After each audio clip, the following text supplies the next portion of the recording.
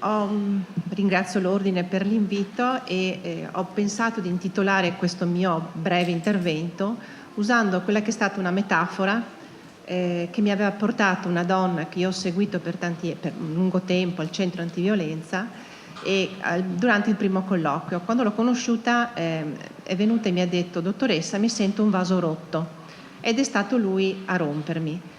Apro una parentesi: l'osservatorio e l'esperienza che io ho potuto, diciamo, che mi ha portato adesso a parlare di queste cose, l'ho maturata per tanti anni al centro antiviolenza e adesso ho tutto il desiderio di portarla avanti al centro Ananche con la dottoressa Grando. Allora, questa signora, non ricordo l'età in questo momento, appunto viene e mi dice: dottoressa, sono un vaso rotto e mi ha rotto lui. Questa metafora, queste parole, poi sono state usate tantissimo durante il nostro percorso di, non voglio chiamarlo di cura, ma di accompagnamento all'uscita dalla relazione violenta. Un percorso che ha visto la signora passare da una posizione di totale sudditanza dal compagno, che l'aveva annichilita completamente, ad una di soggetto, quindi da una persona che ha iniziato lentamente a incollare i suoi pezzettini di vita e a ricomporsi come vaso. Alla fine del nostro percorso ci siamo salutate e lei mi ha detto: dottoressa, i pezzi sono stati incollati e il lavoro che ho fatto assieme a lei è stata la colla che ha messo insieme questi pezzi. Sono ritornata ad essere un vaso, un bel vaso, una bellissima donna. Non si vedono più i punti di rottura perché la colla ha fatto un lavoro finissimo, però nonostante tutto io comunque sono un vaso rotto. Sono un vaso che è stato rotto dalla violenza del compagno, dalla violenza che negli anni ha subito. Faccio presente che nel momento in cui mi trovavo a parlare con le donne vittime di violenza e che mi trovo ancora a parlare con donne vittime di violenza, loro non riportano solo la violenza con l'attuale compagno, riportano la violenza spessissimo subita durante l'infanzia. Cioè, non dimentichiamoci che le donne, oltre che essere vittime di violenza da parte del compagno, marito, eccetera, sono state e sono tuttora vittime di violenza nell'età infantile. Quanti abusi dal padre, dal nonno, dallo zio, quante storie che mi sono raccontate che in quel momento hanno trovato uno spazio per essere raccontate.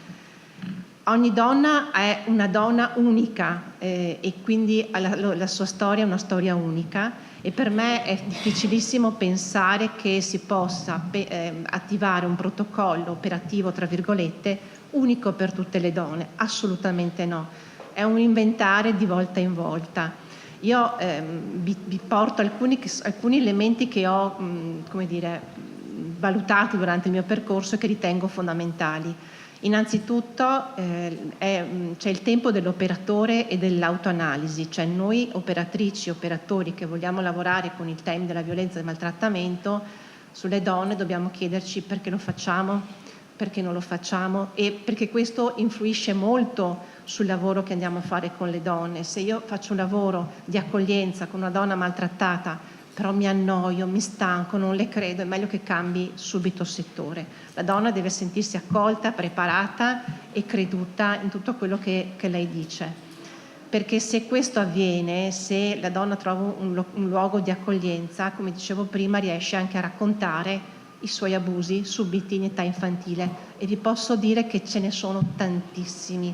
Storie di donne, mi rimane impressa appunto questa signora della metafora, perché poi come metafora io la uso continuamente anche negli altri percorsi che faccio con le donne.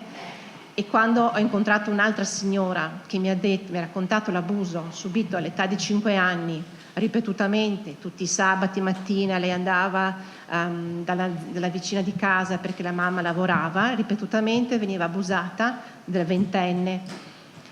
E anche questa mi dice: ha ragione, sono un vaso che si sta ricostruendo, però sono sempre un vaso rotto, perché l'abuso, non dimentichiamoci, la violenza, soprattutto a quella in età infantile, è un incontro con un trauma che devasta, che ti uccide e dal quale è difficilissimo poi poterne uscire. Si può però ritornare il vaso bello che si era prima.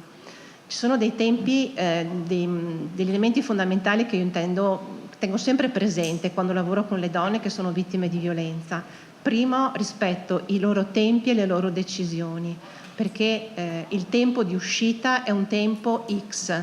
Ci sono donne che sono lì per uscire dalla situazione di violenza e maltrattamento, poi dicono no, aspetta che torno indietro perché mi sento in colpa, come si diceva prima, ma per mille altri fattori che vanno al di là della psicologia, che sono molto più reali. Donne che non hanno un lavoro, donne che hanno un stipendio molto basso, donne che non saprebbero dove andare. Se io lascio quest'uomo, dove vado?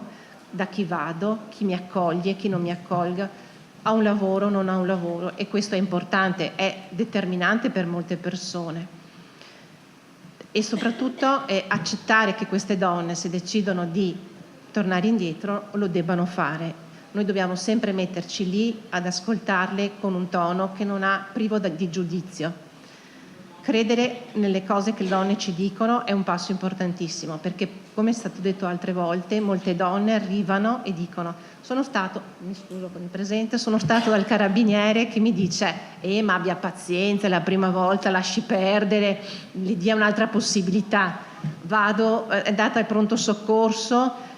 Lì si apre un'altra questione, perché molte donne vanno al pronto soccorso e non denunciano subito il tentativo di strangolamento, piuttosto che la sberla, piuttosto che sono donne che arrivano e gli dicono no, sono caduta dalle scale, però le 5 dita attorno al collo ci sono.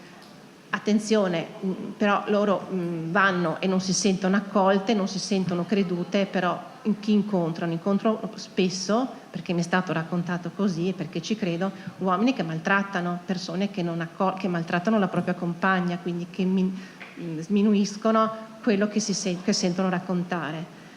Io non smetto mai alla donna che ascolto di ripeterle che qualsiasi cosa lei possa aver fatto non giustifica assolutamente la violenza, perché sono donne che ritengono, come si diceva prima, che se loro sono state picchiate, tutto sommato anche se lo sono meritate, perché non sono state sufficientemente brave, perché non hanno fatto quello che ha detto lui, perché la donna vive in un continuo stato di paura che la mette lì pronta a pensare cosa fare se lui arriva in casa con una certa luna piuttosto che con un'altra, e in uno stato continuo di angoscia. L'angoscia sappiamo che è un qualcosa che paralizza, perché c'è qualcosa di non conosciuto. Le donne che arrivano nel SETI o che arrivano al centro antiviolenza venivano a dirmi io non so mai come lui arriva a casa, se è non so, col cipiglio un po' più su, allora sono pronto, so già che devo aspettarmi la ramanzina piuttosto che la violenza, piuttosto che, quindi un continuo stato di angoscia che le porta proprio a non pensare a come fare anche per uscire. Uno dei punti più importanti di una donna che se vuole uscire dalla situazione di violenza e maltrattamento è passare assolutamente da una posizione di oggetto a una posizione di soggetto, non soltanto di oggetto delle violenze di lui, ma anche di sentirsi un oggetto. Ci sono donne che di fronte a una domanda, ma lei cosa pensa del maglioncino nuovo che si è presa? Lui dice che sto bene. Ok, ma lei cosa pensa? Che sto bene, sì, ha ragione, perché effettivamente mio marito ha ragione. Quindi loro rispondono con le parole dell'uomo che le tiene in pugno, dell'uomo che le maltratta. Uno dei passaggi più importanti è quando le donne arrivano a dire sto bene, mi piace quel maglioncino che mi sono comprata. Io spesso faccio notare alle donne che arrivano lì che loro non stanno parlando con le loro parole, non stanno pensando, non stanno usando quelle che sono i loro sentimenti, ma stanno parlando per mezzo di lui che le maltratta tutti i giorni.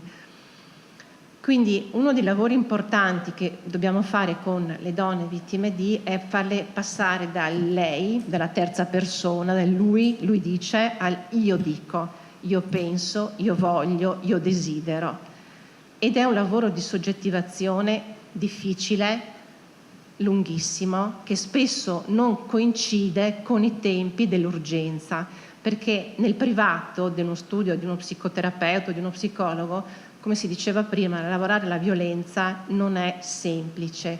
Ci sono situazioni che si possono lavorare, ma ci sono situazioni che per necessità e per forza devono essere come dire, aiutate e sostenute chiedendo l'intervento di un centro antiviolenza. Questo è fondamentale perché molte donne devono essere tolte dalla loro abitazione privata e messe in una struttura protetta, per cui è fondamentale che chi accoglie nel privato una donna che subisce violenza abbia un buon rapporto con il centro antiviolenza. È importantissima un'altra cosa, che le donne vengano inviate da un bravo civilista, e con la parola bravo non intendo capace o non capace, intendo sensibile sui temi della violenza e del maltrattamento, perché ahimè anche lì ci sono avvocati e avvocatesse che spesso non sostengono la violenza e non sostengono le donne nel loro percorso di violenza.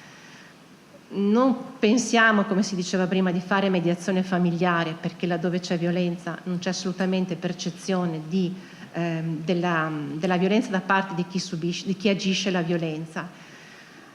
Altro elemento importante è che quando noi aiutiamo le donne che sono vittime di violenza e maltrattamento, spesso loro hanno tantissimi altri sintomi che passano attraverso il corpo per dire quanto male loro stanno.